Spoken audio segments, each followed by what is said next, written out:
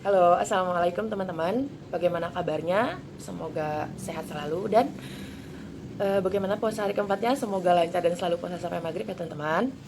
Oke, hari ini kita akan masuk ke pembelajaran ya 1, 2, dan 3 dan kita masuk ke dalam subtema ketiga, yaitu subtema ketiga adalah tentang apa? Ya, aku suka bertualang. Oke, teman-teman, kita langsung masuk ke pembelajaran pertama ya. Nah, materi yang pertama ini adalah kita akan belajar tentang rambu-rambu yang ada di lalu lintas. Nah, teman-teman, rambu-rambu itu ada banyak jenisnya. Jadi ada rambu larangan, ada rambu pemberitahuan, lalu ada juga rambu petunjuk arah. Oke. Nah, tapi untuk materi kali ini sepertinya kita sedikit belajar tentang rambu-rambu larangan dan juga rambu-rambu pemberitahuan. Di sini Bunda Nula sudah membuat beberapa kartu rambu-rambu, oke. Dan ini insya Allah akan membantu kalian dalam menjawab tugas di buku tematik kalian. Oke, kita langsung masuk ke rambu-rambu yang pertama. Di sini lihat. Nah, di sini ada huruf S tapi ada lingkaran dan nah, di sini ada garisnya, huruf S kecoret.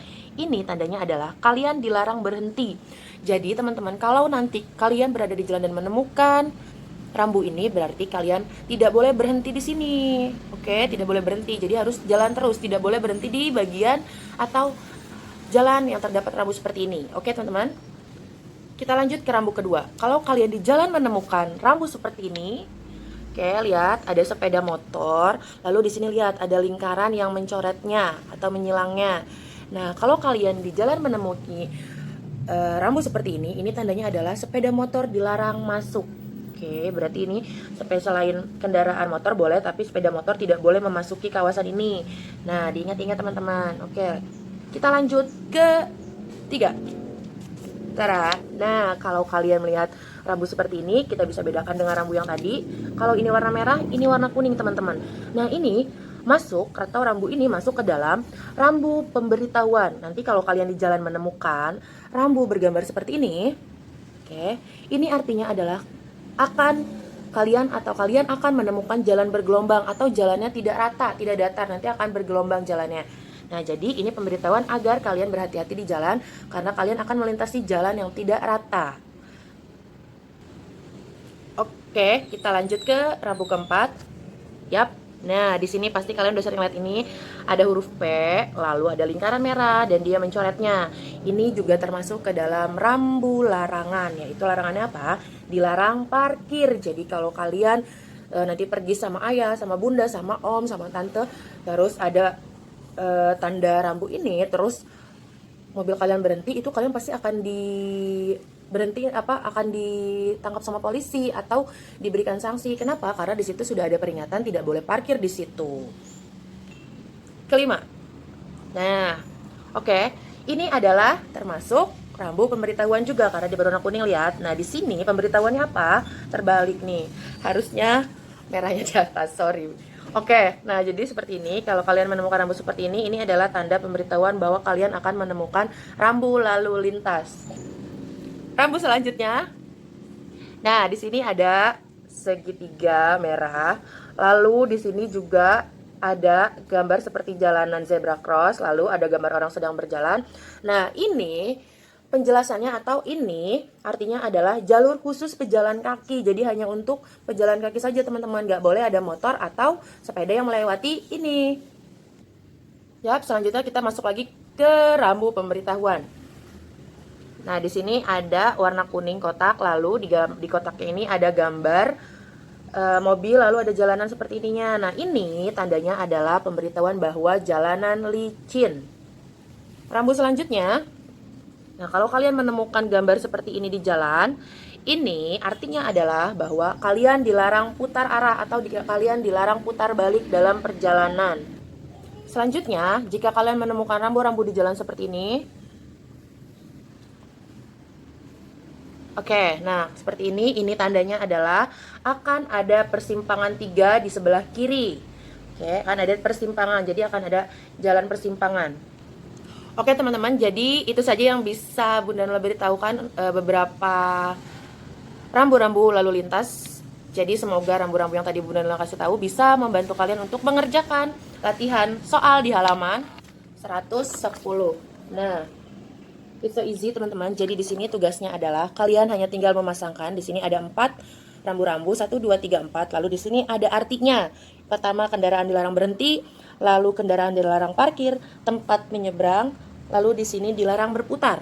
Nah, oke teman-teman. Nah, jadi di sini kalian tinggal memasangkan saja mana yang sesuai dengan penjelasannya atau sesuai dengan artinya. Oke, teman-teman sudah dikerjakan yang halaman 110. Kalau sudah dikerjakan, perintah selanjutnya adalah kalian harus membaca teks ini, teman-teman. Oke, kalian harus membaca teks ini agar kalian bisa menjawab mengenai latihan diskusi di sini. Jadi kalian membaca teks ini, kemudian kalian mendiskusikan di sini. Di sini perintahnya adalah diskusikanlah dengan teman kelompokmu apa saja yang seharusnya Ratna dan teman-teman lakukan saat mereka melintas dan ingin menyeberang jalan. Jadi kalian boleh diskusikan dengan ayah, bunda, kakak, apa yang harusnya Ratna dan teman-teman lakukan ketika mereka sedang ingin menyeberang jalan. Itu kalian diskusikan, lalu hasil diskusinya boleh kalian tulis di sebelah sini, teman-teman. Sudah dikerjakan diskusinya? Kita lanjut langsung ke halaman 112. Nah, di sini oke, di sini ada beberapa gambar lalu lintas. Perintahnya apa? Nah, di sini coba dilihat teks di atasnya. Oke, teman-teman, jadi perintahnya adalah di sini ada beberapa gambar. Nah, kalian hanya perlu menyilang atau menceklis. Jadi, apa yang diceklis dan apa yang disilang? Kalian menceklis gambar atau rambu lalu lintas yang kalian ketahui artinya. Lalu, jika kalian tidak mengetahui artinya, berarti kalian silang gambarnya. Misal di gambar pertama kalian tahu ini artinya apa, berarti kalian checklist. Lalu misalnya di gambar yang ini kalian tidak tahu artinya, berarti di kotak yang kecil ini kalian silang. Begitupun semua gambar yang ada di sini. Oke, jadi kalau tidak tahu artinya kalian silang, kalau kalian tahu artinya kalian checklist. Oke, sudah dikerjakan untuk latihan rambu-rambu lalu lintas. Semoga kalian mengerti mengenai materi rambu-rambu lalu lintas. Lalu kita lanjut ke materi berikutnya. Nah, teman-teman, di sini kita punya materi baru nih matematikanya, yaitu kita akan belajar mengenai diagram atau menyajikan data dalam sebuah diagram. Ya, hari ini untuk matematikanya kita akan belajar menyajikan data dalam diagram gambar. Nah, teman-teman, diagram itu ada banyak jenisnya. Contohnya seperti diagram lingkaran, lalu ada juga diagram garis, lalu ada diagram batang, yaitu diagram yang akan kita pelajari pada hari ini. Jadi kita hari ini belajar tentang diagram batang dulu, teman-teman. Oke, tadi sudah Bunda Nurula bilang kalau ada beberapa jenis diagram. Nah, di sini Bunda Nurula udah buatkan gambar. Yap. Nah, di sini yang pertama ada sebuah diagram garis. Nah, di sini Bunda sudah buatkan diagram garis tentang diagram garis tentang jumlah pengunjung Ragunan. Lihat. Garis yang di bawah ini berisi mengenai bulannya, bulan Januari, Februari, Maret, April, dan Mei. Lalu garis yang ke atasnya ini adalah jumlah pengunjungnya, teman-teman. Nah, kenapa dia namakan diagram garis? Karena dia menggunakan datanya dengan garis. Nah, seperti ini. Misalnya di bulan Januari dia pengunjungnya adalah sebanyak 2000. Lalu di bulan Februari sebanyak 3000. Nah, nanti akan dibuat titik-titik dulu, teman-teman, sesuai jumlah pengunjungnya. Lalu kalau sudah semua dibuat titik-titik berdasarkan data, baru kalian buat garis ini. Nah, itu adalah namanya diagram garis. Lalu yang kedua, di sini Bunda Nurula sudah gambarkan diagram lingkaran. Nah, jadi disajikannya dalam bentuk lingkaran, teman-teman. Tapi di sini ada yang kurang, harusnya pakai warna. Karena nggak ada warna, jadi Bunda hanya memberikan keterangan. Nah, dengan tulisan di sini ada warna merah, biru, hijau, dan kuning. Di sini adalah data yang disajikan, yaitu banyaknya peminat merek HP. Kalau warna merah di sini adalah penggemar iPhone, lalu yang biru Samsung, yang hijau Vivo, dan yang kuning itu Oppo. Nah, kalian bisa lihat di sini datanya, yaitu yang terbesar adalah dipegang oleh merek iPhone, itu sebanyak 65%. Jadi diagram lingkaran itu bentuknya seperti ini, teman-teman. Oke, teman-teman, tadi kita sudah belajar tentang diagram garis dan diagram lingkaran. Nah, sekarang kita masuk ke pembelajaran yang mau kita pelajari, yaitu diagram batang. Nah, di sini Bunda juga udah buat gambarnya. Oke, diagram batang itu apa sih? Nah, di sini Bunda Nurula udah buatkan. Jadi diagram batang itu adalah penyajian data dengan sebuah diagram yang menggunakan persegi panjang sebagai data untuk menyajikan sebuah data yang ada. Jadi menyajikan datanya dengan diagram batang seperti ini. Nah, bentuknya persegi panjang. Bagaimana cara membuat diagram batang? Kalian harus mengetahui data yang akan kalian buat diagram batang dulu. Nah, di sini Bunda Nurula udah buat. Oke, sebentar. Oke, teman-teman, untuk contohnya Bunda Nurula di sini udah buat data tentang, nah di sini data eskul kelas 31. Di sini ada data eskulnya, yaitu ada eskul futsal, angklung, menggambar, sama kir. Lalu yang di tengah ini adalah jumlah siswa yang mengikuti futsal. Nah, di futsal ini ada 7. Lalu yang angklung ada 8. Yang menggambar ada 5, lalu yang ikut kir ada 5 juga, teman-teman. Nah, di sini adalah datanya hanya berbentuk tabel. Nah, untuk menyajikan seperti diagram batang, di sini Bunda Nurul juga udah buat. Nah, teman-teman, dari data eskul tadi Bunda Nurul sudah buat di sini diagram batangnya, teman-teman. Nah, langkah pertama yang harus kalian lakukan dalam membuat diagram batang, kalian harus buat garis seperti ini, garis lurus ke bawah dan garis lurus ke samping. Lalu apa yang berisi pada garis lurus ke atas? Nah, garis lurus ke atas ini adalah jumlah angkanya atau banyaknya orang. Jadi di sini 1 2 3 4 5 6 7 8 9 10. Kalian tapi nanti isinya sesuai dengan data yang ada di sebuah tabelnya. Jadi misalnya di tabelnya berisinya ada yang 50, 70, 80, 90, 100. Berarti di sini kalian tulisnya juga seperti itu, 50, 60, 70, 80 gitu. Nah, kalau garis yang lurus ke bawah itu adalah kegiatan eskulnya, teman-teman. Di sini ada futsal, angklung, gambar, dan kir. Lalu, nah tadi kan di sini udah ada keterangannya nih. Futsal ada 7 orang. Terus angklung ada 7 siswa, gambar ada 5 siswa, lalu dan kir juga ada 5 siswa. Lalu kalian harus gambar garis dulu, teman-teman. Nah, garis ini misalnya yang futsal pertama ada 7 orang. Kalian harus buat garis sesuai. Yang ke-7, nah buat garis lalu buat persegi panjang setinggi 7. Lalu juga yang kedua angklung. Dibuat angklung tadi ada 8 siswa, berarti harus sesuai dengan garis 8, dibuat persegi panjang setinggi 8. Begitupun dengan yang gambar dan dengan yang kir, harus sesuai garisnya dengan petunjuk datanya.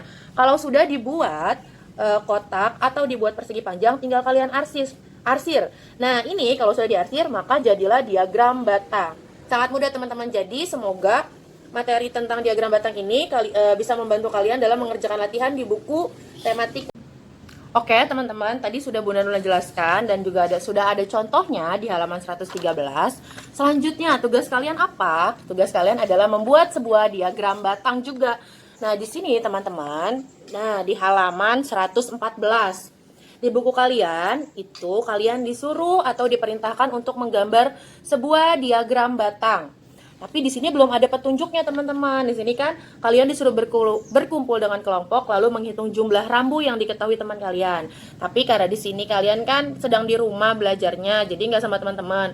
Nah, untuk mempermudah, jadi Bunda sudah berikan keterangan nama dan keterangan jumlah rambu yang sudah diketahui. Yang pertama ada Darel. Lalu jumlah rambu yang diketahui Darel adalah sebanyak 4. Lalu yang kedua itu namanya Fadli. Itu rambu yang diketahui ada 7. Lalu yang ketiga itu namanya Fitri. Fitri mengetahui rambu lalu lintas sebanyak 3. Yang keempat ada Haeza. Haeza mengetahui rambu lalu lintas sebanyak 4. Lalu yang kelima ada Mika. Mika mengetahui rambu lalu lintas sebanyak 5. Begitupun dengan Dina. Dina mengetahui rambu lalu lintas sebanyak 5 rambu. Oke, teman-teman, di sini jadi data yang tadi sudah Bunda Nurul sebutkan, kalian gambar dalam bentuk diagram batang pada kotak di bawah di halaman 114, teman-teman. Semoga tadi sudah Bunda Nurul jelaskan juga, nanti boleh di replay atau diulang-ulang video yang tadi penjelasan diagram Bunda Nurul supaya mempermudah kalian dalam membentuk diagram batang di latihan ini, teman-teman. Oke, kalau sudah dikerjakan tentang si diagram batang ini, kita langsung lompat, teman-teman. 115 kita lewat. Kita langsung lompat ke halaman 118. Nah, teman-teman, di sini 118 itu kita sudah masuk ke pembelajaran kedua. Oke, di sini lihat. Nah, pembelajaran kedua, tapi kita langsung ke halaman 119. Tugas kalian adalah kalian harus membaca teks ini dengan baik dan benar. Jadi dibaca teksnya pelan-pelan, teman-teman, supaya lebih memahami mengenai teks ini.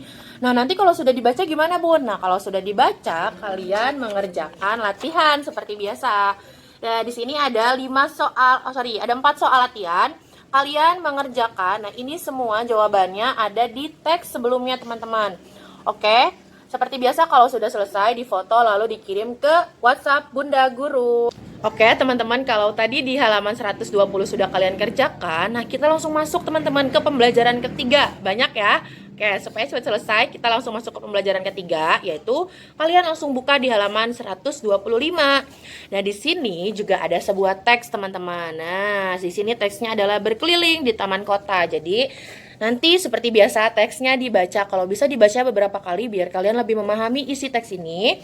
Lalu seperti yang sudah-sudah, kalau sudah dibaca, sudah dipahami, insya Allah kalian bisa menjawab pelatihan di halaman berikutnya, yaitu di halaman 126. Di sini ada 5 soal, kalian jawab. Insya Allah jawabannya ada di teks yang sebelumnya teman-teman. Oke, jadi dibaca teksnya dengan baik dan benar supaya kalian lebih memahami dan mengerti maksud teks tersebut. Jadi kalian lebih mudah untuk menjawab pertanyaan di halaman 126 ini teman-teman. Lalu tugas selanjutnya di halaman 127, tugasnya sama seperti tadi, kalian masih disuruh membuat diagram batang. Nah, di sini lihat. Nah, oke. Sorry teman-teman, kalau di halaman 127 di sini. Oke, di sini ada data diagram batang, kalian hanya perlu menjawab. Nah, di sini. Jawablah pertanyaan berdasarkan diagram di atas. Jadi kalian hanya perlu menjawab pertanyaan 5 pertanyaan ini berdasarkan diagram ini. Contoh, misalnya yang pertama, berapa anak yang pernah menjelajah di kebun binatang? Nah, di sini ada berapa nih? Yang biru ada 9 orang, berarti kalian terus di sini 9 orang. Begitupun selanjutnya. Oke, teman-teman. Nah, kalau yang menggambar diagram batang ini di halaman 128, teman-teman. Nah, di sini kalian disuruh membuat diagram batang lagi. Oke. Oke, untuk mempermudah kalian, di sini Bunda sudah berikan datanya, jadi kalian bisa langsung menggambar diagramnya. Untuk data yang pertama, hutan. Nah, hutan itu ada sebanyak 7. Ada 7 orang. Lalu yang kedua, kebun binatang ada sebanyak 10. Lalu yang ketiga, mengunjungi museum sebanyak 8 siswa. Nah, berdasarkan data dari tabel ini, kalian buat data dengan diagram batang. Nanti warnanya bebas, kalian mau warnanya apa saja. Dikerjakan seperti biasa, semua tugas hari ini kalau sudah selesai, difoto, dikirim ke Bunda Walas masing-masing teman-teman. Oke, mungkin sepertinya untuk pelajaran hari ini Bunda cukupkan. Jadi kita sudah tadi pertama kita sudah bahas mengenai rambu lalu lintas, lalu yang kedua tentang diagram batang. Lalu kalian juga seperti biasa ada pembelajaran tentang teks bacaan dan kalian menjawab pertanyaannya pada halaman berikutnya. Mungkin pembelajaran hari ini Bunda cukupkan. Semoga video ini bisa membantu kalian dalam memahami materi dan membantu kalian dalam mengerjakan latihan yang ada di buku kalian. Demikian yang bisa Bunda sampaikan, semoga bisa membantu dan lancar-lancar puasanya. Dan jangan lupa untuk sholat dan kegiatan-kegiatannya teman-teman, seperti tadarusnya, terus kegiatan-kegiatan baik yang bisa kalian lakukan di rumah, misalnya membantu ayah, membantu Bunda, itu juga jangan lupa dilakukan. Kenapa? Karena itu pahalanya juga sangat besar teman-teman. Oke, sekian dari Bunda. Wassalamualaikum warahmatullahi wabarakatuh.